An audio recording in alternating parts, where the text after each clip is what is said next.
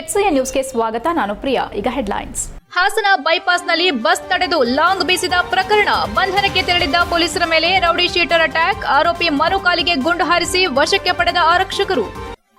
ಒಳ ಮೀಸಲಾತಿ ಜಾರಿ ಮಾಡಲು ರಾಜ್ಯ ಸರ್ಕಾರಕ್ಕೆ ಆಗ್ರಹ. ಮಾದಿಗ ದಂಡೋರದಿಂದ ಬೃಹತ್ ಪ್ರತಿಭಟನೆ. ಆಯೋಗದ ವರದಿ ಪಡೆದ ಕೂಡಲೇ ಮೀಸಲಾತಿ ಜಾರಿಗೆ ಮನವಿ. ಬೇಲೂರು ದೇಗುಲ ಪಾರ್ಕಿಂಗ್ ಟೆಂಡರ್ನಲ್ಲಿ ಅವ್ಯವಹಾರದ ಆರೋಪ. ಪುರಸಭೆ ಅಧ್ಯಕ್ಷ ಅಶೋಕ್ ನೇತೃತ್ವದಲ್ಲಿ ಅಧಿಕಾರಿಗಳ ವಿರುದ್ಧ ಪ್ರತಿಭಟನೆ. ಪ್ರವಾಸಿಗರಿಗೆ ಮೂಲಭೂತ ಸೌಕರ್ಯ ಒದಗಿಸಲು ಆಗ್ರಹ. ಖಾಸಗಿ ಬಸ್ ಓವರ್ಟೇಕ್ ಮಾಡಿ ಅಡ್ಡಗಟ್ಟಿ ಲಾಂಗ್ನಿಂದ ಬಸ್ ಮುಂಭಾಗದ ಗಾಜನ್ನು ಒಡೆದು ಚಾಲಕನ ಮೇಲೆ ಹಲ್ಲೆಗೆ ಯತ್ನಿಸಿದ ಪ್ರಕರಣದಲ್ಲಿ ವಶಕ್ಕೆ ಪಡೆದಿದ್ದ ಆರೋಪಿ ಮತ್ತೆ ತಪ್ಪಿಸಿಕೊಳ್ಳಲು ಪೊಲೀಸ್ ಮೇಲೆ ಹಲ್ಲೆಗೆ ಮುಂದಾದಾಗ ಪೊಲೀಸರು ಆರೋಪಿ ಕಾಲಿಗೆ ಗುಂಡು ಹಾರಿಸಿ ವಶಕ್ಕೆ ಪಡೆದುಕೊಂಡ ಘಟನೆ ತಾಲೂಕಿನ ಶಾಂತಿಗ್ರಾಮ ಬಳಿ ನಡೆದಿದೆ. ಮೂಲತಃ ಹೊಳೆತಿಮ್ಮನಹಳ್ಳಿಯವನಾಗಿದ್ದು ಹಾಲಿ ಹಾಸನ ವಿದ್ಯಾನಗರ ಗ್ರಾಮದ ವಾಸಿ 23 ವರ್ಷದ ಮನೋಜ್ ಜಿಗೌಡ ಜನವರಿ 28 ರಾತ್ರಿ 2 ಗಂಟೆ ಸಮಯದಲ್ಲಿ ಗಾಂಜಾ ಮತ್ತಿನಲ್ಲಿ ಬೆಂಗಳೂರು ಮಂಗಳೂರು ಖಾಸಗಿ ಬಸ್ ಅನ್ನ ಓವರ್ಟೇಕ್ ಮಾಡಿ ಅಡ್ಡಗಟ್ಟಿ ಲಾಂಗ್ನಿಂದ ಬಸ್ ಚಾಲಕನ ಮೇಲೆ ಹಲ್ಲೆಗೆ ಯತ್ನಿಸಿದ್ದ. ಬಸ್ ಚಾಲಕನ ಸೀಟ್ ಡೋರ್ ತೆಗೆಯದ ಕಾರಣ ಬಸ್ ಮುಂಭಾಗದ ಗಾಜು ಒಡೆದು ಹಾಕಿರೋ ಘಟನೆ ದೇವರಾಯಪಟ್ಟಣ ಬಳಿ ನಡೆದಿತ್ತು. ಈ ಸಂಬಂಧ ನಿನ್ನೆ ನಗರ ಠಾಣೆಯಲ್ಲಿ ಅಟೆಂಪ್ಟ್ ಮರ್ಡರ್ ಪ್ರಕರಣ ದಾಖಲು ಮಾಡಲಾಗಿತ್ತು. ಗುರುವಾರ ಆರೋಪಿ ಮನೋಜ್ ಗೌಡನನ್ನ ತನಿಖೆಗಾಗಿ ಬೆಂಗಳೂರಿನಿಂದ ಹಿಡಿದು ಕರೆತರುವಾಗ ಆರೋಪಿಯು ಶಾಂತಿಗ್ರಾಮ ಬಳಿ ಮೂತ್ರ ವಿಸರ್ಜನೆ ಮಾಡೋದಾಗಿ ಪೊಲೀಸ್ ಸಿಬ್ಬಂದಿಗೆ ತಿಳಿಸಿ ಜೀಪ್ನಿಂದ ಕೆಳಗಿಳಿದಿದ್ದು ಈ ವೇಳೆ ಪೊಲೀಸ್ ಇನ್ಸ್ಪೆಕ್ಟರ್ಗೆ ಇರಿದು ತಪ್ಪಿಸಿಕೊಳ್ಳಲು ಯತ್ನಿಸಿದ್ದಾನೆ. ಆತ್ಮರಕ್ಷಣೆಗಾಗಿ ನಗರ ಪೊಲೀಸ್ ಠಾಣೆ ಇನ್ಸ್ಪೆಕ್ಟರ್ ಮೋಹನ್ ಕೃಷ್ಣ ಒಂದು ಸುತ್ತು ಗುಂಡನ್ನ ಗಾಳಿಯಲ್ಲಿ ಹಾರಿಸಿ ಇನ್ನೊಂದು ಗುಂಡನ್ನ ಅವನ ಎಡಗಾಲಿಗೆ ಹೊಡೆದರು. ಆರೋಪಿಗೆ ಶರಣಾಗುವಂತೆ ಸೂಚಿಸಿದ್ರು. ಆರೋಪಿ ಪೊಲೀಸ್ ಸಿಬ್ಬಂದಿ ಮೇಲೆ ಹಲ್ಲೆ ಮಾಡಲು ಪ್ರಯತ್ನಿಸಿದ ಕಾರಣ ಆತನ ಕಾಲಿಗೆ ಗುಂಡು ಹಾರಿಸಲಾಗಿದೆ. ಖಾಸಗಿ ಬಸ್ ಅಡ್ಡಗಟ್ಟಿ ಮಾರಕಾಸ್ತ್ರದಿಂದ ದಾಳಿ ಮಾಡಿದ್ದ ಆರೋಪಿಯನ್ನ ಬಂಧಿಸಲು ತೆರಳಿದಾಗ ಪೊಲೀಸ್ ಸಿಬ್ಬಂದಿಗಳ ಮೇಲೆ ಹಲ್ಲೆ ಮಾಡಲು ಯತ್ನಿಸಿದ ಹಿನ್ನೆಲೆ ಆರೋಪಿ ಕಾಲಿಗೆ ಗುಂಡೇಟು ಹಾರಿಸಲಾಗಿದೆ ಎಂದು ಎಸ್ಪಿ ಮೊಹಮ್ಮದ್ ಸುಜೀತಾ ಸ್ಪಷ್ಟನೆ ನೀಡಿದ್ದಾರೆ. ಈ ವೇಳೆ ತಮ್ಮ ಸಿಬ್ಬಂದಿಗಳಿಗೂ ಸಣ್ಣಪುಟ್ಟ ಗಾಯಗಳಾಗಿದ್ದು ಆಸ್ಪತ್ರೆಯಲ್ಲಿ ಚಿಕಿತ್ಸೆ ಪಡೆಯುತ್ತಿದ್ದಾರೆ. ಈ ಬಗ್ಗೆ ಶಾಂತಿಗ್ರಾಮ ಪೊಲೀಸ್ ಠಾಣೆಯಲ್ಲಿ ಪ್ರಕರಣ ದಾಖಲಾಗಿದೆ ಎಂದರು. HCN news Haasan. 28/1/2025 ರಾತ್ರಿ ಸುಮಾರು ರಾತ್ರಿ 1:15 ಗಂಟೆಯಿಂದ 2 ಗಂಟೆ ಸಮಯದಲ್ಲಿ ಒಂದು ಖಾಸಗಿ ಬಸ್ ಸುಗುಮ ಅಂತ ಖಾಸಗಿ ಬಸ್ ಬ್ಯಾಂಗ್ಳೂರ್ ಟು ಮ್ಯಾಂಗ್ಳೂರ್ ಹೋಗ್ತಾ ಇರೋ ಬಸ್ಸನ್ನು ಒಬ್ಬ ವ್ಯಕ್ತಿ ಅಡ್ಡ ಮಾಡಿಸಿ ಅದರಲ್ಲಿ ಅಡ್ಡ ಮಾಡಿಸಾದ ಮೇಲೆ ಒಂದು ಮ್ಯಾಚೆಟನ್ನು ಯೂಸ್ ಮಾಡಿ ಫ್ರಂಟ್ ಡೋರ್ ಆಫ್ ದ ಬಸ್ಸನ್ನು ಅಟ್ಯಾಕ್ ಮಾಡಿರ್ತಾರೆ. ಇದರಲ್ಲಿ ಯಾರಿಗೆ ಇಂಜುರಿ ಆಗಿರಲಿಲ್ಲ. ಆದರೆ ಪಬ್ಲಿಕ್ ಟ್ರಾವೆಲ್ ಮಾಡ್ತಾ ಬಸ್ಸನ್ನು ಅಡ್ಡ ಕಟ್ಟಿ ಅವ್ರಿಗೆ ಅಲ್ಲಿ ಅಟ್ಯಾಕ್ ಮಾಡಿರ್ತಾರೆ. ಈ ಹಿನ್ನೆಲೆಯಲ್ಲಿ 29ನೇ ತಾರೀಕು ರಾತ್ರಿ 9 ಗಂಟೆ ಸಮಯದಲ್ಲಿ ಅರುಣ್ ಕುಮಾರ್ ಒಂದು ಡ್ರೈವರ್ ಏನು ಮಂಗಳೂರಿಗೆ ಹೋಗಿರೋ ಡ್ರೈವರ್ ಬಂದು ನಮಗೆ ಒಂದು ಕಂಪ್ಲೇಂಟ್ ಕೊಟ್ಟಿರ್ತಾರೆ. ಈ ಹಿನ್ನೆಲೆಯಲ್ಲಿ ನಾವು ತನಿಖೆಯನ್ನು ಮುಂದುವರಿಸಿದ್ದೀವಿ. ಈ ತನಿಖೆಯಿಂದ ಮುಂದುವರಿಸೋ ಸಮಯದಲ್ಲಿ ಅಟ್ಯಾಕ್ ಮಾಡಿರೋದು ಮನು ಗೌಡ ಹಾಸನ್ ಲಿಮಿಟ್ಸ್ ಅವರು ಅಂತ ನಮಗೆ ಗೊತ್ತಾಗುತ್ತೆ. ಇದ್ರ ಮೇಲೆ ನಾವು ತನಿಖೆಯನ್ನು ಮುಂದುವರಿಸೋ ಸಮಯದಲ್ಲಿ ಏನು ಆರೋಪಿ ಮನು ಯಾರು ಇರ್ತಾರೋ ಅವರು ಸಂಜಯ್ ಗಾಂಧಿ ಹಾಸ್ಪಿಟಲ್ 30ನೇ ತಾರೀಕು ಸಾಯಂಕಾಲ ಸಂಜಯ್ ಗಾಂಧಿ ಹಾಸ್ಪಿಟಲಲ್ಲಿ ನಮಗೆ ಅವ್ರು ಸಿಗ್ತಾರೆ. ಅಲ್ಲಿಂದ ನಾವು ದಸ್ತಗಿರಿ ಮಾಡಿ ಕರ್ಕೊಂಡು ಬರೋ ಸಮಯದಲ್ಲಿ ಶಾಂತಿಗ್ರಾಮ ಲಿಮಿಟ್ಸ್ ಬರುವ ಸಮಯದಲ್ಲಿ ಅವರು ವಾಶ್ರೂಮ್ ಯೂಸ್ ಮಾಡಬೇಕು ಅಂತ ನಮ್ಮ ಸಿಬ್ಬಂದಿ ಹತ್ರ ರಿಕ್ವೆಸ್ಟ್ ಮಾಡಿರ್ತಾರೆ. ಆ ಹಿನ್ನೆಲೆಯಲ್ಲಿ ಅವರು ವಾಶ್ರೂಮ್ ಬಿಡೋ ಸಮಯದಲ್ಲಿ ನಮ್ಮ ಸಿಬ್ಬಂದಿಯಾದ ಲೋಕೇಶ್ ಮತ್ತು ನಮ್ಮ PSI ಆದ ಕುಮಾರ್ ಮತ್ತು ನಮ್ಮ ಇನ್ಸ್ಪೆಕ್ಟರ್ ಆದ ಮೋಹನ್ ಕೃಷ್ಣ ಅವರು ಯಾರ ಜೊತೆಗೆ ಕರ್ಕೊಂಡು ಬರ್ತಾ ಇದ್ದಾರೆ ದಸ್ತಗಿರಿ ಮಾಡಿ ಆ ಸಮಯದಲ್ಲಿ ಅವ್ರಿಗೆ ಅಟ್ಯಾಕನ್ನು ಮಾಡಿರ್ತಾರೆ. ಮಾಡಾದ್ಮೇಲೆ ನಮ್ಮ ಸಿಬ್ಬಂದಿ ಅವರಿಗೆ ಏಟೇನೋ ಆಗಿರ್ತದೆ. ಮತ್ತು ಇನ್ಸ್ಪೆಕ್ಟರ್ ಸಹ ಫಸ್ಟ್ ಏರ್ ಫೈರ್ ಮಾಡಿರ್ತಾರೆ ರಕ್ಷಣೆಗೋಸ್ಕರ ಮತ್ತು ಅವ್ರನ್ನು ಸ್ಟಾಪ್ ಮಾಡೋಕ್ಕೋಸ್ಕರ ಡಿಫೆನ್ಸ್ಗೋಸ್ಕರ ಏರ್ ಫೈರ್ ಮಾಡಿರ್ತಾರೆ. ಆದರೂ ಸಹ ನಮ್ಮ ಕಾನ್ಸ್ಟೇಬಲ್ ಮೇಲೆ ಮಾಡಿರೋ ಹಲ್ಲೆಯನ್ನು ಅವನು ಮುಂದುವರಿಸಿರ್ತಾನೆ. ಆ ಹಿನ್ನೆಲೆಯಲ್ಲಿ ಆತ್ಮರಕ್ಷಣೆಗೋಸ್ಕರ ಕಾಲಲ್ಲಿ ಫೈರಿಂಗ್ ಅಂತೂ ಆಗಿದೆ. ರಾಜ್ಯ ಸರ್ಕಾರ ಎಜೆ ಸದಾಶಿವ ಆಯೋಗದ ವರದಿಯನ್ನ ನಾಗಮೋಹನ್ ದಾಸ್ ಆಯೋಗಕ್ಕೆ ಕೂಡಲೇ ಹಸ್ತಾಂತರಿಸಬೇಕು ಮತ್ತು ದತ್ತಾಂಶ ವರದಿಯನ್ನ ಕೂಡಲೇ ಪಡೆದು ಒಳ ಮೀಸಲಾತಿ ಜಾರಿ ಮಾಡಲು ಆಗ್ರಹಿಸಿ ಜಿಲ್ಲಾಧಿಕಾರಿಗಳ ಕಚೇರಿ ಆವರಣದಲ್ಲಿ ಮಾದಿಗ ದಂಡೋರ ಸಂಘಟನೆಯಿಂದ ಪ್ರತಿಭಟಿಸಿ ಜಿಲ್ಲಾಡಳಿತಕ್ಕೆ ಮನವಿ ಸಲ್ಲಿಸಲಾಯಿತು.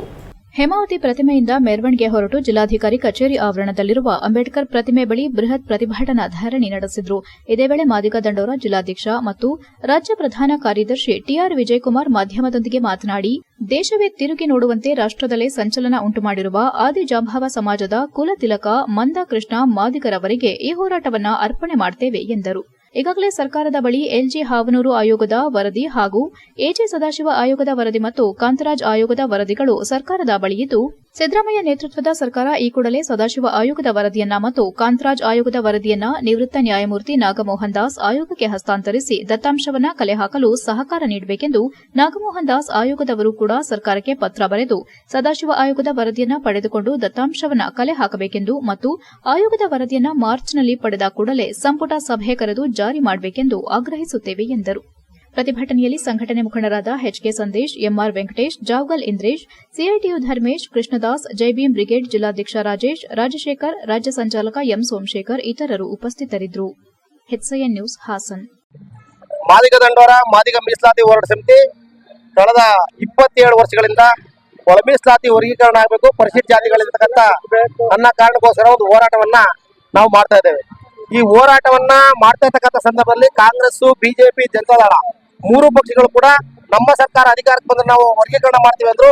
ಅವ್ರು 3 ಜನ ಮೋಸ ಮಾಡಿದಂತ ಸಂದರ್ಭದಲ್ಲಿ ಅಣ್ಣ ಮಂದಾಕೃಷ್ಣ ಮಾದಿಗ ರಾಷ್ಟ್ರೀಯ ಅಧ್ಯಕ್ಷರು ಸುಪ್ರೀಂ ಕೋರ್ಟ್ ನಲ್ಲಿ ಮೀಸಲಾತಿ ವರ್ಗೀಕರಣಕ್ಕೋಸ್ಕರ ಹಾಸನ ಜಿಲ್ಲೆಯ ಮಾದಿಗ ದಂಡೂರ ಮಾದಿಗ ಮೀಸಲಾತಿ ಹೋರಾಟದ ವತಿಯಿಂದ ಜಿಲ್ಲಾಧ್ಯಕ್ಷ ವಿಜಯಕುಮಾರ್ ಅವರ ನೇತೃತ್ವದಲ್ಲಿ ಈ ಒಂದು ಚಳವಳಿಯನ್ನ ಹಮ್ಮಿಕೊಳ್ಳಲಾಗಿದೆ. ಕಾರಣ ಏನಪ್ಪಾ ಅಂತಂದ್ರೆ, ಇತ್ತೀಚೆಗೆ ಸರ್ಕಾರ ಸುಪ್ರೀಂ ಕೋರ್ಟ್ ಆದೇಶವನ್ನ ಗಣನೆಗೆ ತೆಗೆದುಕೊಳ್ಳದೇನೆ ಮಾನ್ಯ ನಾಗಮೋಹನ್ ದಾಸ್ ಅವರ ಒಂದು ಆಯೋಗವನ್ನು ರಚನೆ ಮಾಡಿ ವಿನಾಕಾರಣ ಪಾರ್ಕಿಂಗ್ ಟೆಂಡರ್ನಲ್ಲಿ ಅವ್ಯವಹಾರ ಆರೋಪ ಪುರಸಭೆ ಅಧ್ಯಕ್ಷ ಎಆರ್ ಅಶೋಕ್ ನೇತೃತ್ವದಲ್ಲಿ ಬೇಲೂರು ದೇವಸ್ಥಾನ ಮುಂಭಾಗ ಪ್ರವಾಸೋದ್ಯಮ ಇಲಾಖೆ ಅಧಿಕಾರಿಗಳ ವಿರುದ್ಧ ಪ್ರತಿಭಟನೆ ನಡೆಸಲಾಯಿತು. ಈ ವೇಳೆ ಮಾತನಾಡಿದ ಪುರಸಭೆ ಅಧ್ಯಕ್ಷ ಎಆರ್ ಅಶೋಕ್, ದೇವಸ್ಥಾನದ ಮುಂದೆ ಪ್ರತಿ ವರ್ಷ ಪಾರ್ಕಿಂಗ್ ವ್ಯವಸ್ಥೆಯನ್ನ ದೇವಸ್ಥಾನದ ವತಿಯಿಂದ ಟೆಂಡರ್ ಕರೆದು ದೇವಸ್ಥಾನಕ್ಕೆ ಸುಮಾರು 80 ಲಕ್ಷ ರೂಪಾಯಿ ಆದಾಯ ಬರುವಂತೆ ನಡೆದುಕೊಳ್ತಿದ್ರು. ಆದರೆ ಕೆಲವರು ರಾಜಕೀಯ ಪಿತೂರಿ ನಡೆಸಿ ವರ್ಷಕ್ಕೆ ಕೇವಲ 2 ಲಕ್ಷದೊಂದಿಗೆ 5 ವರ್ಷಕ್ಕೆ 10 ಲಕ್ಷ ರೂಪಾಯಿಗಳ ಮೊತ್ತಕ್ಕೆ ಮಾಡಿಕೊಂಡು ಬಂದಿದ್ದಾರೆ. ದೇವಸ್ಥಾನಕ್ಕೆ ಆದಾಯ ಬರೋದನ್ನ ತಪ್ಪಿಸಿದ್ದಾರೆ. ದೇವಸ್ಥಾನಕ್ಕೆ ಆದಾಯ ಬಂದ್ರೆ ದಾಸೋಹ, ಶೌಚಾಲಯ, ಕುಡಿಯುವ ನೀರು, ನೌಕರರ ಸಂಬಳ ಇತ್ಯಾದಿ ನಿರ್ವಹಿಸಲು ಸಾಧ್ಯವಾಗುತ್ತದೆ. ಆದರೆ ಸರ್ಕಾರದ ಹಣವನ್ನ ವಾಮಮಾರ್ಗದಲ್ಲಿ ನುಂಗುತ್ತಿದ್ದಾರೆ. ಕೂಡಲೇ ಟೆಂಡರ್ ನಿಲ್ಲಿಸಿ ದೇವಸ್ಥಾನದಿಂದ ವಸೂಲಿ ಮಾಡಿಸಿ ದೇವಸ್ಥಾನದ ಅಭಿವೃದ್ಧಿಗಾಗಿ ಕೆಲಸ ಮಾಡಬೇಕೆಂದು ಪ್ರವಾಸೋದ್ಯಮ ಇಲಾಖೆ ಅಧಿಕಾರಿಗಳಿಗೆ ಮನವಿ ಮಾಡಿದರಲ್ಲದೆ, ಪ್ರವಾಸೋದ್ಯಮ ಇಲಾಖೆ ಮತ್ತು ಮುಜರಾಯಿ ಇಲಾಖೆ ನಡುವೆ ಹೊಂದಾಣಿಕೆ ಇಲ್ಲದೆ ಯಾವುದೇ ಅಭಿವೃದ್ಧಿ ಕಂಡುಬರುತ್ತಿಲ್ಲ. ವಾಹನಗಳನ್ನು ನಿಲ್ಲಿಸಲು ಸರಿಯಾದ ಮಾರ್ಗವಿಲ್ಲ. ಅಧಿಕಾರಿಗಳು ಭೇಟಿ ನೀಡುತ್ತಾರೆ, ಹೋಗ್ತಾರೆ, ಯಾವುದೇ ಕೆಲಸ ಮಾಡುತ್ತಿಲ್ಲ. ದೇವಸ್ಥಾನದ ಪಕ್ಕದಲ್ಲಿರುವ ನವರಂಗ ಮಂಟಪ ದುಸ್ಥಿತಿಯಲ್ಲಿದ್ದು ಯಾವಾಗ ಬೇಕಾದರೂ ಬೀಳಬಹುದು, ಅದನ್ನು ಸರಿಪಡಿಸಿ ಎಂದು ಹೇಳಿದರು. ಸಭೆಗೂ ಮೊದಲು ಪುರಸಭೆ ಅಧ್ಯಕ್ಷ ನೇತೃತ್ವದಲ್ಲಿ ದೇವಸ್ಥಾನದಿಂದ ವೇಲಾಪುರಿ ಪ್ರವಾಸಿ ಮಂದಿರದವರೆಗೆ ಪ್ರವಾಸೋದ್ಯಮ ಇಲಾಖೆ ವಿರುದ್ಧ ಘೋಷಣೆ ಕೂಗುತ್ತಾ ಮೆರವಣಿಗೆ ಬಂದರು. ಇದೇ ವೇಳೆ ಪುರಸಭೆ ಅಧ್ಯಕ್ಷರು ಹಾಗೂ ಪ್ರಗತಿಪರ ಸಂಘಟನೆಗಳು ತಮ್ಮ ಮನವಿಯನ್ನ ಪ್ರವಾಸೋದ್ಯಮ ಇಲಾಖೆ ಪ್ರಧಾನ ಕಾರ್ಯದರ್ಶಿ ಸಲ್ಮಾ ಕೆ ಫಾಹಿಮಾ ಅವರಿಗೆ ನೀಡಿ ಮಾಹಿತಿ ತಿಳಿಸಿದರು. ಈ ಸಂದರ್ಭದಲ್ಲಿ ತಾಲೂಕು ಕರ್ನಾಟಕ ರಕ್ಷಣಾ ವೇದಿಕೆ ಅಧ್ಯಕ್ಷ ಚಂದ್ರಶೇಖರ್, ಜಯ ಕರ್ನಾಟಕ ತಾಲೂಕು ಅಧ್ಯಕ್ಷ ರಾಜು, ಪ್ರವಾಸೋದ್ಯಮ ಇಲಾಖೆ ಅಧಿಕಾರಿಗಳು, ಪೊಲೀಸ್ ಇನ್ಸ್ಪೆಕ್ಟರ್ ಎಸ್ಜಿ ಪಾಟೀಲ್, ದೇವಸ್ಥಾನದ ಕಾರ್ಯನಿರ್ವಹಣಾಧಿಕಾರಿ ಯೋಗೇಶ್, ದೇವಸ್ಥಾನದ ಆಡಳಿತ ಮಂಡಳಿ ಮಾಜಿ ಅಧ್ಯಕ್ಷರು, ಸದಸ್ಯರು, ಪ್ರಗತಿಪರ ಸಂಘಟನೆ ಮುಖಂಡರು, ದೇವಸ್ಥಾನದ ಸುಂಕ ವಸೂಲಿ ಗುತ್ತಿಗೆದಾರರಾದ ಧರ್ಮೇಗೌಡ, ಮಂಜುನಾಥ್, ಗಿರೀಶ್, ಮಂಜುನಾಥ್ ಆನಂದ್, ಹೋಟೆಲ್ ಮಯೂರ ವೇಲಾಪುರಿ ವ್ಯವಸ್ಥಾಪಕರಾದ ಶ್ರೇಯಸ್, ಪಾಪಣ್ಣ, ಪುರಸಭೆ ಸದಸ್ಯ ಜಗದೀಶ್, ಸತೀಶ್ ಇನ್ನು ಮುಂತಾದವರು ಉಪಸ್ಥಿತರಿದ್ದರು. HCN news Belur. ಏನಂತ ಅಂಟಿಲ್ ಏನು ಯಥಾಸ್ಥಿತಿ ಇದೆ ಅದನ್ನ ಕಾಪಾಡಿ ಅಂತ ಮಾತ್ರ ಇರೋದು. ಅವರಿಗೇನೆ ಕಲೆಕ್ಷನ್ ಮಾಡಿ ಅಂತ ಯಾವುದೇ ಕಾರಣಕ್ಕೂ ಎಲ್ಲೂ ಸಹ ಸ್ಪೆಸಿಫಿಕ್ ಆಗಿ ಈ ಒಂದು ಆದೇಶನ ಹೊರಡಿಸಿಲ್ಲ. ಹಾಗಾಗಿ ಮಾನ್ಯ ನಾವು ಇಒ ಅವರಿಗೆ ಮೊನ್ನೆ ನಾನು ಫೋನ್ ಮಾಡಿಬಿಟ್ಟು ಏನು ಈ ಥರ ಮಾಡ್ತಿದ್ರ, ಮತ್ತೆ ಅವ್ರು ಪಾರ್ಕಿಂಗ್ ಕಲೆಕ್ಷನ್ ಮಾಡ್ತಾ ಇದ್ದಾರಲ್ಲ ಅಂತ ಕೇಳಿದಾಗ, ಇಲ್ಲ ಸರ್ ಇದು ಕೋರ್ಟಿಂದ ಇದಿದೆ, ಕೋರ್ಟಲ್ಲಿ ತಾವು ಕರೆಕ್ಟಾಗಿ ಓದಿ ನೋಡಿ ಏನು ಆದೇಶ ಇಲ್ಲ, ನೀವು ಫಸ್ಟ್ ಹೋಗ್ಬಿಟ್ಟು ಬೇಲೂರು ಸ್ಟೇಷನ್ಗೆ ಕಂಪ್ಲೇಂಟ್ ಕೊಟ್ಬಿಟ್ಟು ಅವ್ರ ಮೇಲೆ ಕ್ರಮ ಕೈಗೊಳ್ಳಿ ಅಂತ ಹೇಳಿದಾಗ ಅಲ್ಲಿಗೂ ಒಂದು ಕಂಪ್ಲೇಂಟನ್ನು ಕೊಡಿಸಿರ್ತೀವಿ ನಾವು. HCN ನ್ಯೂಸ್ನಲ್ಲಿ ಈಗ ಒಂದು ಪುಟ್ಟ ಬ್ರೇಕ್.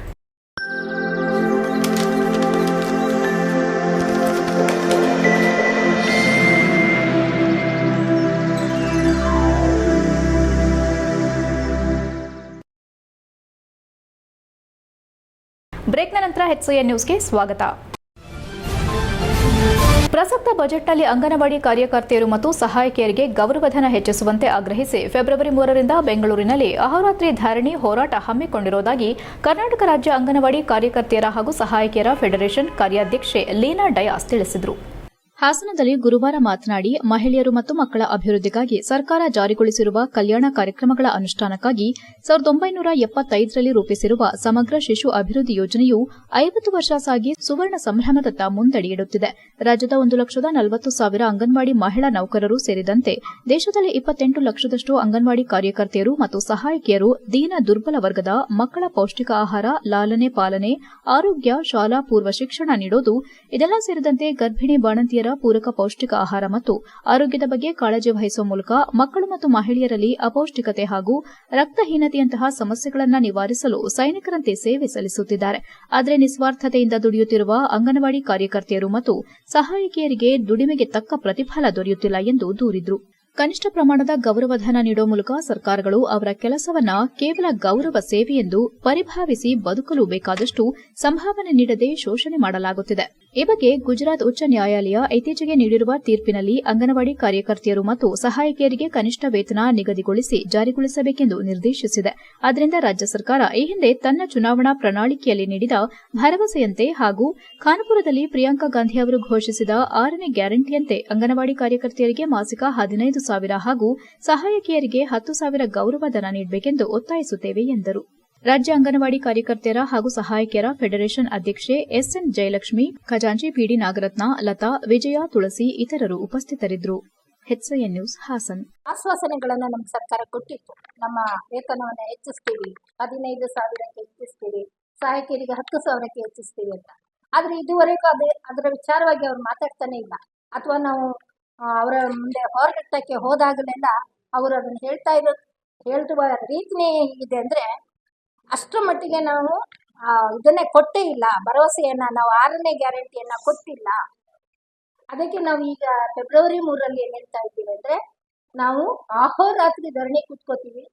ನಮ್ಮ ಮುಖಂಡರನ್ನು ಕರೆದು ನೀವು ಹೇಳಿದ್ದು ಸತ್ಯ, ನಮಗೆ ಆ ವೇತನ ಸಿಗೋವರೆಗೂ ನಾವು ಧರಣಿಯಲ್ಲಿ ಮುಂದುವರಿತೀವಿ ಅಂತ ಹೇಳಿದ್ದೀವಿ. ಅದೇ ರೀತಿ 2ನೇದಾಗಿ ಇಡಿಗಂಟು ಅನ್ನೋದನ್ನ ರಿಟೈರ್ಡ್ ಆದಂಥ ಟೀಚರ್ಗಳಿಗೆ ಕೊಡಬೇಕು. 5 ವರ್ಷ, 10 ವರ್ಷ, 6 ವರ್ಷ ಆದವರಿಗೂ ಕೂಡ ಇನ್ನೂ ಕೊಟ್ಟಿಲ್ಲ. ಕಾರಣ ಮಾತ್ರ ಕೇಳಿದ್ರೆ ಇನ್ನೂ ಆದೇಶ ಬಂದಿಲ್ಲ ಅಥವಾ ಹಣ ಇಲ್ಲ, ನಮ್ಮ ತಾಲೂಕು ಮಟ್ಟದಲ್ಲಿ, ಜಿಲ್ಲಾ ಮಟ್ಟದಲ್ಲಿ ಅದಕ್ಕೆ ಸಂಬಂಧಪಟ್ಟ ಹಣ ಇಲ್ಲ ಅಂತ ಹೇಳ್ತಾ ಇದ್ದಾರೆ. ಬೇಲೂರು ಸರ್ಕಾರಿ ಆಸ್ಪತ್ರೆಯಲ್ಲಿ ನಡೆದ ಕ್ಯಾನ್ಸರ್ ಇನ್ನಿತರೆ ರೋಗಗಳಿಗೆ ಪುರಸಭಾ ಅಧ್ಯಕ್ಷರಿಂದ ದವಸ ಧಾನ್ಯದ ಕಿಟ್ ವಿತರಿಸಲಾಯಿತು. ಬೇಲೂರು ಪುರಸಭೆ, ಸಾರ್ವಜನಿಕರ ಆಸ್ಪತ್ರೆ ಬೇಲೂರು, ಸ್ವಾಮಿ ವಿವೇಕಾನಂದ ಯೂತ್ ಮೂವ್ಮೆಂಟ್ ಹಾಸನ ಇವರ ಸಂಯುಕ್ತಾಶ್ರಯದಲ್ಲಿ ಕ್ಯಾನ್ಸರ್ ಮತ್ತು ಇನ್ನಿತರೆ ಮಾರಣಾಂತಿಕ ದೀರ್ಘಾವಧಿ ಕಾಯಿಲೆಯಿಂದ ಬಳಲುತ್ತಿರುವ ರೋಗಿಗಳ ಬೆಂಬಲ, ಗುಂಪು ಸಭೆ ಮತ್ತು ರೋಗಿಗಳಿಗೆ ದವಸ ಧಾನ್ಯದ ಕಿಟ್ ವಿತರಣೆ ಕಾರ್ಯಕ್ರಮವನ್ನು ಬೇಲೂರು ಸರ್ಕಾರಿ ಆಸ್ಪತ್ರೆಯಲ್ಲಿ ನಡೆಸಲಾಯಿತು. ಈ ಸಂದರ್ಭದಲ್ಲಿ ಪುರಸಭಾ ಅಧ್ಯಕ್ಷ ಎಆರ್ ಅಶೋಕ್ ರೋಗಿಗಳಿಗೆ ದವಸ ಧಾನ್ಯದ ಕಿಟ್ ವಿತರಿಸಿ ಆತ್ಮವಿಶ್ವಾಸ ಮೂಡಿಸಿದರು. ಬಳಿಕ ಮಾತನಾಡಿದ ಪುರಸಭಾ ಅಧ್ಯಕ್ಷ ಎಆರ್ ಅಶೋಕ್, ಇತ್ತೀಚಿನ ದಿನದಲ್ಲಿ ಕ್ಯಾನ್ಸರ್ ಎಂಬ ಮಾರಕ ಕಾಯಿಲೆ ಬಹುತೇಕರಲ್ಲಿ ಉಂಟಾಗುವ ಮೂಲಕ ಜನರಲ್ಲಿ ಆತಂಕಕ್ಕೆ ಕಾರಣವಾಗಿದೆ. ಆಧುನಿಕತೆ ಹೆಚ್ಚಿದಂತೆ ಮನುಷ್ಯ ತನ್ನ ಜೀವನ ಶೈಲಿಯನ್ನ ಬೇಕಾಬಿಟ್ಟಿ ಬದಲಾವಣೆ ಮಾಡಿಕೊಂಡಿದ್ದರಿಂದ ಹೊಸ ಕಾಯಿಲೆಗಳಿಗೆ ತುತ್ತಾಗುವ ಮೂಲಕ ಅಮೂಲ್ಯ ಬದುಕನ್ನ ನಾಶ ಮಾಡಿಕೊಳ್ಳುತ್ತಿದ್ದಾರೆ. ಕಾಯಿಲೆಗಳು ಮನುಷ್ಯರಿಗೆ ಬರುವುದು ಸಹಜ, ಆದರೆ ರೋಗವನ್ನ ಆತ್ಮಸ್ಥೈರ್ಯದಿಂದ ಹೆದರಿಸುವ ಗುಣವನ್ನ ಬೆಳೆಸಿಕೊಳ್ಳಬೇಕು ಮತ್ತು ಆಹಾರ ವಿಚಾರದಲ್ಲಿ ಪಥ್ಯಗಳನ್ನು ಅನುಸರಿಸಿ ಜೀವನ ನಡೆಸಬೇಕೆಂದು ಕರೆ ನೀಡಿದರು. ಹಾಸನ ಜಿಲ್ಲಾ Swami Vivekananda youth movement preventive oncologist ಮತ್ತು ಸ್ವಯಂ ಸೇವಕ ವೈದ್ಯರಾದ ಡಾಕ್ಟರ್ ಸಿಎನ್ ಜಗದೀಶ್ ಮಾತನಾಡಿ, ಕ್ಯಾನ್ಸರ್ ಮತ್ತು ಕೆಲ ದೀರ್ಘಾವಧಿ ರೋಗಗಳಿಂದ ಬಳಲುತ್ತಿರುವ ರೋಗಿಗಳಿಗೆ ಸ್ವಾಮಿ ವಿವೇಕಾನಂದ ಯೂತ್ ಮೂವ್ಮೆಂಟ್ ಅವರಿಗೆ ಹಾರೈಕೆ ಮಾಡುವ ನಿಟ್ಟಿನಲ್ಲಿ 10 ಕಾರ್ಯಕ್ರಮಗಳನ್ನು ಸರ್ಕಾರ ಜೊತೆಗೆ ರೂಪಿಸಿದೆ. 100 ದಾನಿಗಳು ನಿಸ್ವಾರ್ಥದಿಂದ ಸಹಾಯ ಹಸ್ತ ನೀಡಿದ್ದಾರೆ. ಬೇಲೂರು ಪುರಸಭಾ ಅಧ್ಯಕ್ಷರ ಸಹಕಾರ ನಿಜಕ್ಕೂ ಅನನ್ಯ. ಕ್ಯಾನ್ಸರ್ ಪೀಡಿತರು ನಮ್ಮ ಕತೆ ಮುಗಿಯಿತು ಎಂದುಕೊಂಡವರು ಆತ್ಮಸ್ಥೈರ್ಯದ ನುಡಿಯಿಂದ ಹೆಚ್ಚು ಕಾಲ ಬದುಕಿದ ನಿದರ್ಶನಗಳಿವೆ. ನಾನೇ ಕೂಡ ಖುದ್ದು ಮನೆಗೆ ತೆರಳಿ ಚಿಕಿತ್ಸೆ ನೀಡಿದ ಬಗ್ಗೆ ತಿಳಿಸಿದರು. ಕಾರ್ಯಕ್ರಮದಲ್ಲಿ ಬೇಲೂರು ಸರ್ಕಾರಿ ಆಸ್ಪತ್ರೆ ಅರವಳಿಕೆ ತಜ್ಞರಾದ ಡಾಕ್ಟರ್ ವೆಂಕಟರಮಣ್, ಆಸ್ಪತ್ರೆ ಆಡಳಿತಾಧಿಕಾರಿ ಡಾಕ್ಟರ್ ಸುಧಾ, ಹಿರಿಯ ಆರೋಗ್ಯ ನಿರೀಕ್ಷಣಾಧಿಕಾರಿ ದಯಾನಂದ್, ಪುರಸಭಾ ಆರೋಗ್ಯ ನಿರೀಕ್ಷಣಾಧಿಕಾರಿ ಲೋಹಿತ್, ಕಾಂಗ್ರೆಸ್ ಮುಖಂಡ ಸುಬ್ರಹ್ಮಣ್ಯ, ಶೇಖರ್ ಮತ್ತು ಎಸ್ವಿವೈಎಂ ಸಿಬ್ಬಂದಿಗಳು ಸೇರಿದಂತೆ ಇನ್ನು ಮುಂತಾದವರು ಹಾಜರಿದ್ದರು. HCN news Belur. ಕೊನೆ ಸ್ಟೇಜು, ಫೋರ್ತ್ ಸ್ಟೇಜು ಇನ್ನೇನು ಮಾಡೋಕ್ಕಾಗಲ್ಲ ಅಂತಂದ್ಕೊಂಡು ಕೂಡ ಕೊನೆ ಹಂತ ಬಂದಾಗ ನಾವು ಧೈರ್ಯ ತುಂಬಿ ಅವ್ರಿಗೆ ಆತ್ಮಸ್ಥೈರ್ಯ ತುಂಬಿ ಅವರು ಒಳ್ಳೆ ರೀತಿಯ ಆಹಾರ ವಿಹಾರ ಆಚಾರ ವಿಚಾರಗಳು ತಗೊಂಡಾಗ ಅವ್ರು ಧೈರ್ಯ ಬದುಕಿದ್ದಾರೆ ಎಷ್ಟೋ ವರ್ಷಗಳ ಕಾಲ.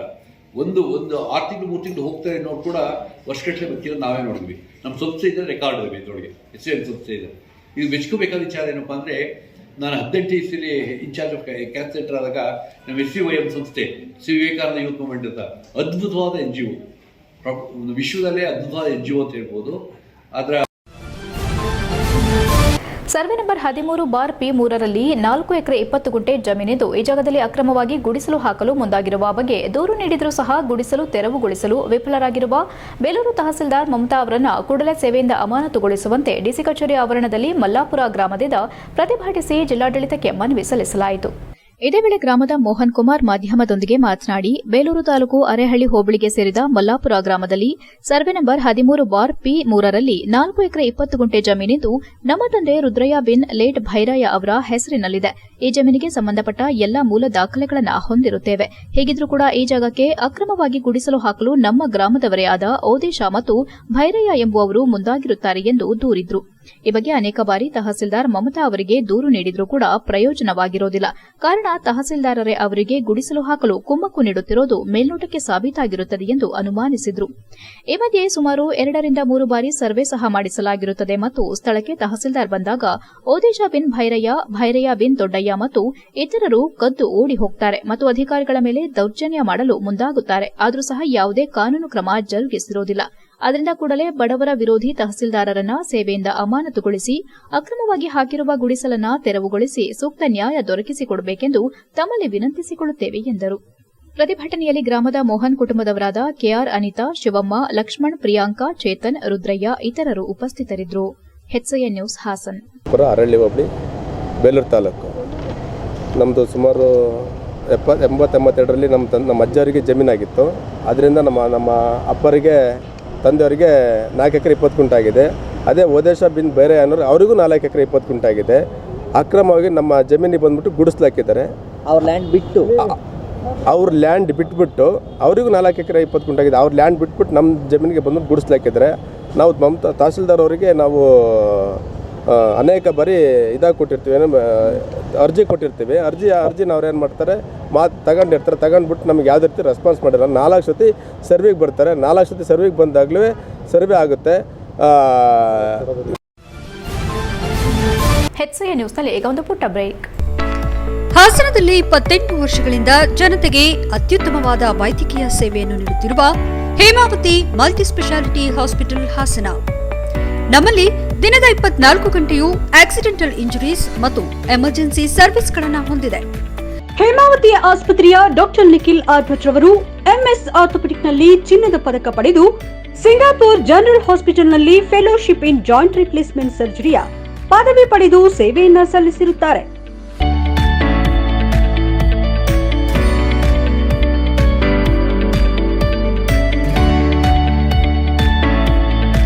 ನಮ್ಮಲ್ಲಿ ಆಂಬ್ಯುಲೆನ್ಸ್ ಸೇವೆಯೂ ಲಭ್ಯ. ಇನ್ನೇಕೆ ತಡ, ನೀವು ಯಾವುದೇ ಮೂಳೆ ಸಮಸ್ಯೆ ಹೊಂದಿದರೆ ಹಿಂದೆ ಭೇಟಿ ನೀಡಿ.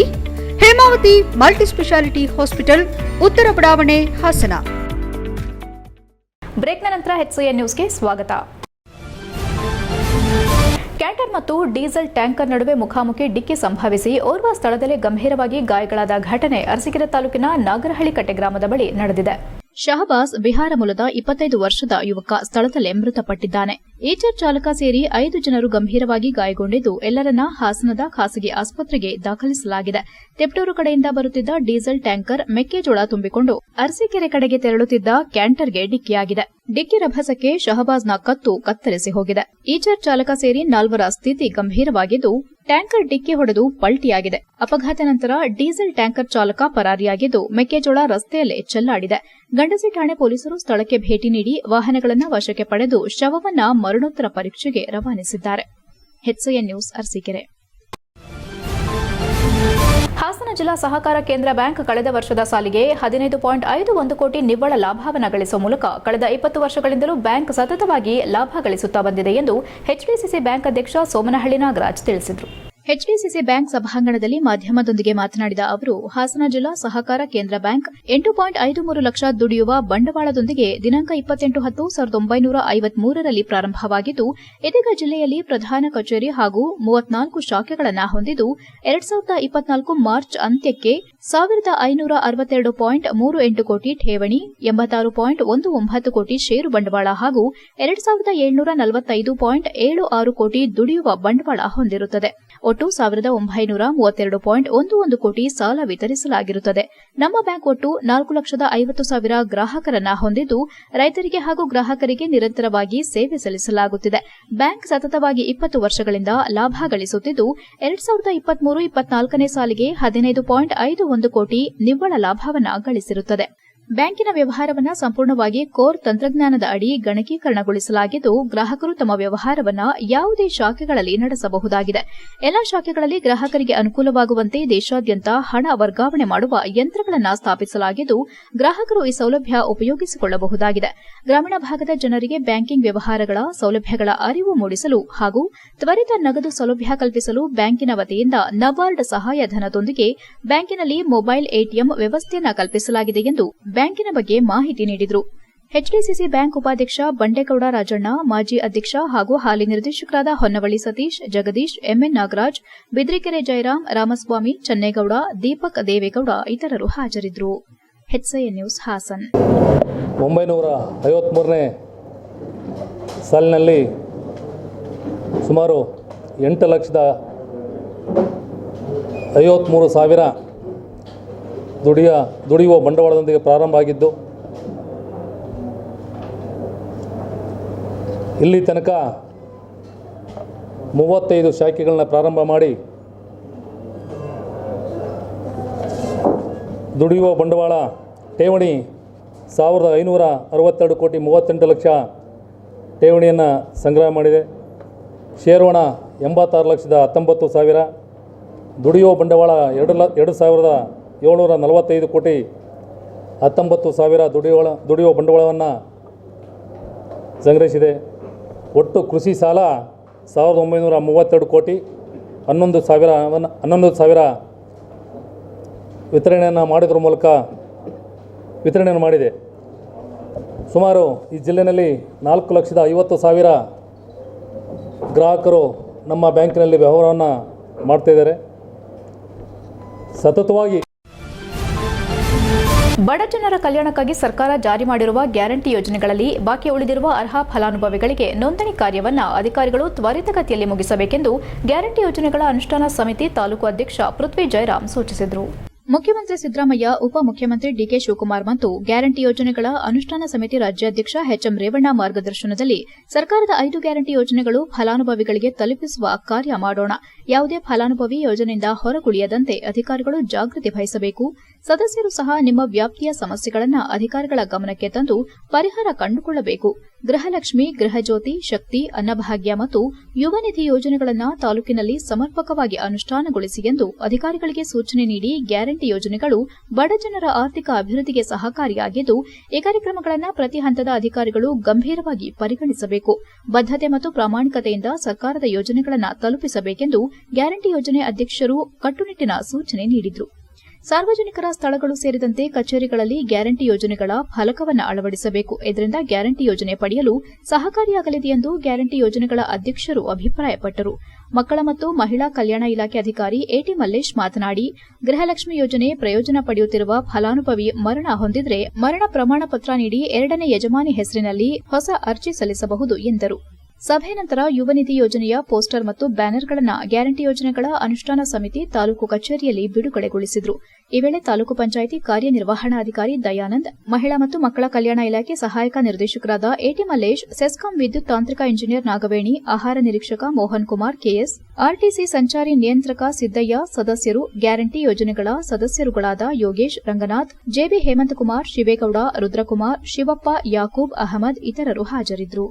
HCN news Aluru. 35 ಫಲಾನುಭವಿಗಳು ಈಗ ಆಲ್ರೆಡಿ ಅರ್ಜಿ ಹಾಕಿ ಅವರು ಅರ್ಹ ಫಲಾನುಭವಿಗಳಾಗಿ ಸರ್ಕಾರದಿಂದ ಸೌಲಭ್ಯವನ್ನು ಪಡೆಯುತ್ತಿದ್ದಾರೆ. ಅದೇ ರೀತಿ ಶಕ್ತಿ ಯೋಜನೆಯಲ್ಲಿ ನಮ್ದು ಆಲೂರು ತಾಲೂಕು ಸೆಪರೇಟ್ ಆದ ಒಂದು ಡಿಪೋ ಇಲ್ಲ. ಆಲೂರು ಮತ್ತು ಸಕಲೇಶ್ಪುರ ಹಾಸನ ಡಿಪೋದಲ್ಲೇ ಒಳಗೊಂಡಿರೋದ್ರಿಂದ ಹಾಸನ ಡಿಪೋ ಅಂಡರ್ಲೇ ಕಾರ್ಯನಿರ್ವಹಿಸುತ್ತಿರೋದ್ರಿಂದ ಏನು ಪ್ರಯಾಣ ಮಾಡ್ತಾ ಇದ್ದಾರೆ ಮಹಿಳೆಯರು ಅವರಿಗೆ ಯಾರಿಗೂ ಕೂಡ ಯಾವುದೇ ರೀತಿ ಸಮಸ್ಯೆ ಆಗದ ರೀತಿ ನಮ್ಮ ಕೆಎಸ್ಆರ್ಟಿಸಿಯ ನಿರ್ವಾಹಕರು ಮತ್ತು ಚಾಲಕರು ಒಂದು ವ್ಯವಸ್ಥೆಯನ್ನು ಮಾಡಿ ಸರ್ಕಾರದ ಸೌಲಭ್ಯವನ್ನು ಕೂಡ ಅವರು ಕೂಡ ಪಡೀತಾ ಇದ್ದಾರೆ. ಎಚ್ಸಿಎನ್ ನ್ಯೂಸ್ನಲ್ಲಿ ಈಗ ಒಂದು ಪುಟ್ಟ ಬ್ರೇಕ್.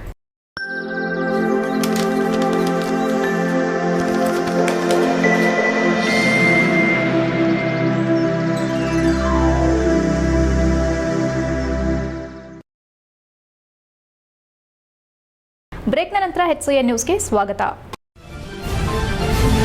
ಕರ್ನಾಟಕ ರಾಜ್ಯ ಪತ್ರಿಕಾ ವಿತರಕರ ಒಕ್ಕೂಟ ಹಾಸನ ಜಿಲ್ಲಾ ಘಟಕ ಮತ್ತು ಚನ್ನರಾಯಪಟ್ಟಣ ತಾಲೂಕು ಘಟಕದ ವತಿಯಿಂದ ರಾಜ್ಯದಲ್ಲೇ ಪ್ರಪ್ರಥಮ ಪತ್ರಿಕಾ ವಿತರಕರ ಜಿಲ್ಲಾ ಸಮ್ಮೇಳನವನ್ನು ಮಾರ್ಚ್ 2ರಂದು ಹಮ್ಮಿಕೊಳ್ಳಲಾಗಿದೆ ಎಂದು ರಾಜ್ಯಾಧ್ಯಕ್ಷ ಕೆ ಶಂಭುಲಿಂಗ ತಿಳಿಸಿದರು.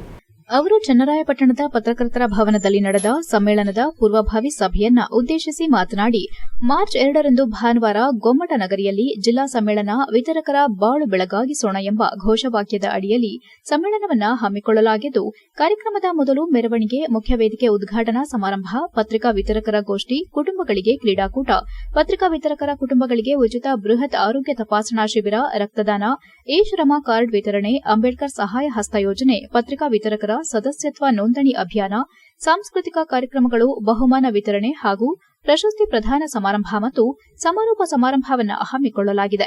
ಎಲ್ಲಾ ದಿನಪತ್ರಿಕೆಗಳ ಸ್ಟಾಲ್ಗಳು ಇರಲಿದ್ದು, ಏಜೆಂಟರು ಪತ್ರಿಕೆಗಳ ಮುಖ್ಯಸ್ಥರ ಜೊತೆ ಸಂವಹನ ನಡೆಸಿ ಅನುಕೂಲಗಳನ್ನು ಪಡೆದುಕೊಳ್ಳಬಹುದು. ಕರ್ನಾಟಕ ರಾಜ್ಯ ಪತ್ರಿಕಾ ವಿತರಕರ ಒಕ್ಕೂಟವು ಸರ್ಕಾರದ ಗಮನ ಸೆಳೆದು ಈಗಾಗಲೇ ಪತ್ರಿಕಾ ವಿತರಕರಿಗೆ ತಂದಂತಹ ಅಪಘಾತ ವಿಮಾ ಯೋಜನೆಯನ್ನ ವಯೋಮಿತಿಯನ್ನ ಹೆಚ್ಚಿಸಿದ್ದು, ಇದೀಗ ವೆಬ್ ಪೋರ್ಟಲ್ ಮೂಲಕ ನೋಂದಣಿಯಾಗಲು ಅವಕಾಶ ಕಲ್ಪಿಸಿದೆ.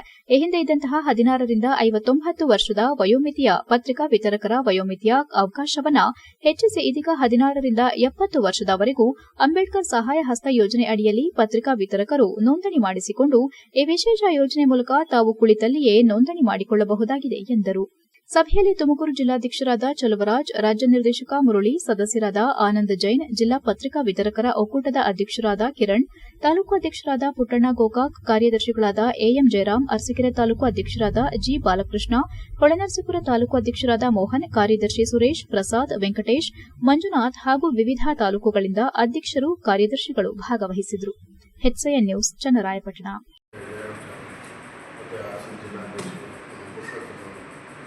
ಎಲ್ಲರಿಗೂ ವಹಿಸಿಕೊಟ್ಟು ತಮ್ಮೆಲ್ಲರ ಸಹಕಾರ ಬೇಕು ಅಂತ ಹೇಳೋದಕ್ಕೆ ಇದು ಯಾಕೆಂದರೆ ಒಂದು ರಾಜ್ಯಕ್ಕೆ ಒಂದು ವಿಶೇಷ ಸಂದೇಶ ರವಾನೆ ಆಗಬೇಕು. ಆ ರವಾನೆ ಮುಖಾಂತರ ಯಾಕಂದರೆ ಈಗ ಆಲ್ರೆಡಿ ನಾವು ರಾಜ್ಯಾದ್ಯಂತ ಇಡೀ ದೇಶದಲ್ಲೇ ಮಾದರಿ ಯೋಜನೆಗಳನ್ನ ತಂದಿದ್ದೀವಿ.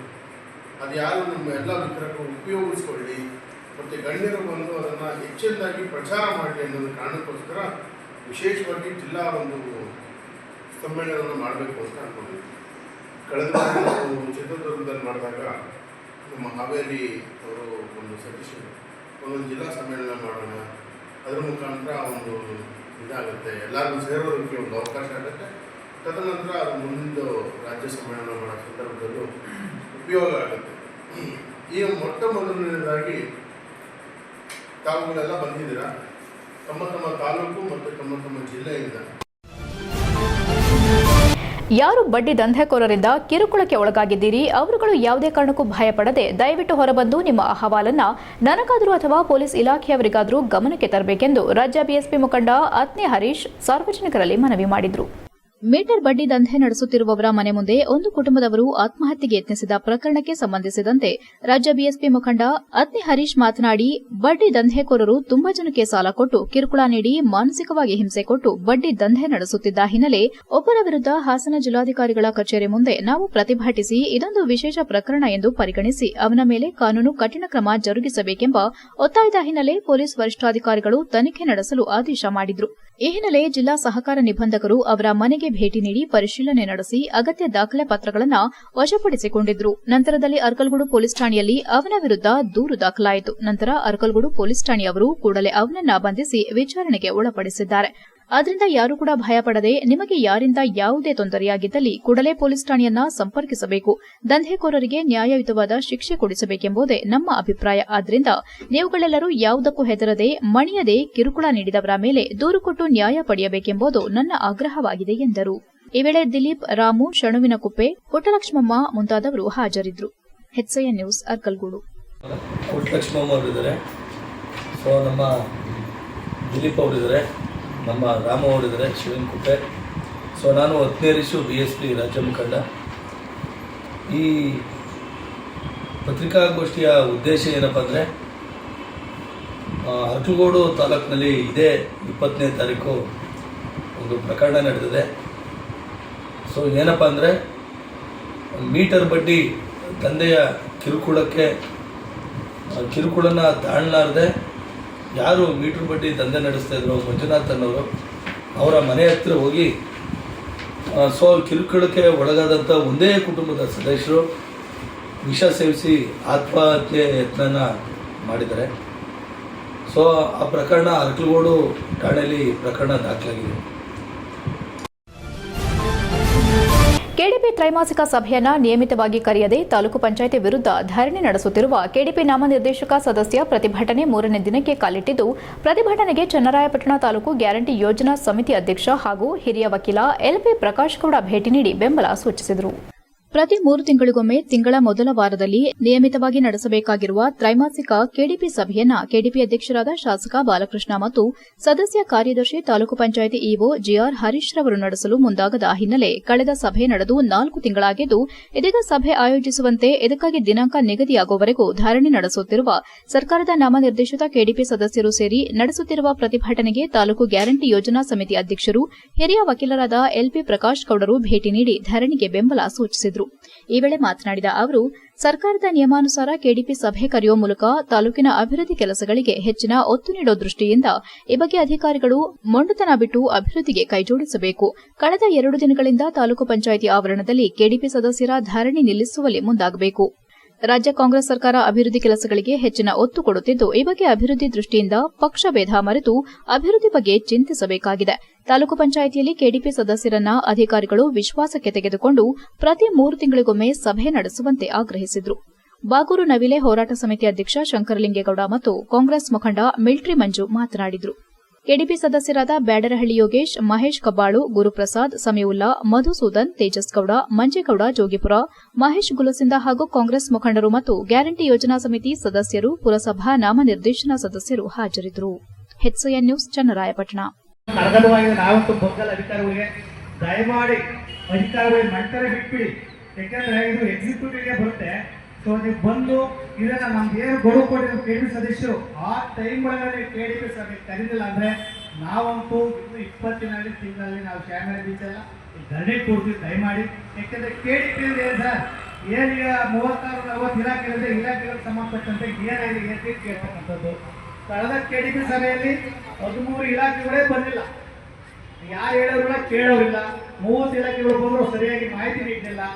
ಸರ್ಕಾರದ ಎಷ್ಟು ಹಣ ಬರ್ತಾ ಇದೆ, ಎಷ್ಟು ಟೋಲಾಗಿದೆ, ಎಷ್ಟೆಲ್ಲ ಯಾವ ಕೂಡ ಸರಿಯಾಗಿ ಮಾಹಿತಿ ನೀಡ್ತಾ ಇಲ್ಲ. ನಮ್ಮ ಉದ್ದೇಶ ಇಷ್ಟೇ, ನಾವೇನು ಯಾವುದೇ ಕರೆದು ಏನೋ ನಾವು ಐಲೆಕ್ಟ್ ಮಾಡ್ಕೊಳ್ಳೋಕೆ ನಾವು ರೆಡಿ ಮಾಡ್ತಾ ಇಲ್ಲ. ಇದು ನಮ್ಮ ಕ್ಷೇತ್ರ. ಕೊನೆಯಲ್ಲಿ ಮತ್ತೊಮ್ಮೆ ಮುಖ್ಯಾಂಶಗಳು. ಹಾಸನ ಬೈಪಾಸ್ನಲ್ಲಿ ಬಸ್ ತಡೆದು ಲಾಂಗ್ ಬೀಸಿದ ಪ್ರಕರಣ, ಬಂಧನಕ್ಕೆ ತೆರಳಿದ್ದ ಪೊಲೀಸರ ಮೇಲೆ ರೌಡಿ ಶೀಟರ್ ಅಟ್ಯಾಕ್, ಆರೋಪಿ ಮನು ಕಾಲಿಗೆ ಗುಂಡು ಹಾರಿಸಿ ವಶಕ್ಕೆ ಪಡೆದ ಆರಕ್ಷಕರು. ಒಳ ಮೀಸಲಾತಿ ಜಾರಿ ಮಾಡಲು ರಾಜ್ಯ ಸರ್ಕಾರಕ್ಕೆ ಆಗ್ರಹ, ಮಾದಿಗ ದಂಡೋರದಿಂದ ಬೃಹತ್ ಪ್ರತಿಭಟನೆ, ಆಯೋಗದ ವರದಿ ಪಡೆದ ಕೂಡಲೇ ಮೀಸಲಾತಿ ಜಾರಿಗೆ ಮನವಿ. ಬೇಲೂರು ದೇಗುಲ ಪಾರ್ಕಿಂಗ್ ಟೆಂಡರ್ನಲ್ಲಿ ಅವ್ಯವಹಾರದ ಆರೋಪ, ಪುರಸಭೆ ಅಧ್ಯಕ್ಷ ಅಶೋಕ್ ನೇತೃತ್ವದಲ್ಲಿ ಅಧಿಕಾರಿಗಳ ವಿರುದ್ಧ ಪ್ರತಿಭಟನೆ, ಪ್ರವಾಸಿಗರಿಗೆ ಮೂಲಭೂತ ಸೌಕರ್ಯ ಒದಗಿಸಲು ಆಗ್ರಹ. ಇಷ್ಟೊತ್ತು ನೀವು ನೋಡಿದ್ದು ಹಾಸನದ ಸುದ್ದಿ, ಅಂದರೆ HCN ನ್ಯೂಸ್.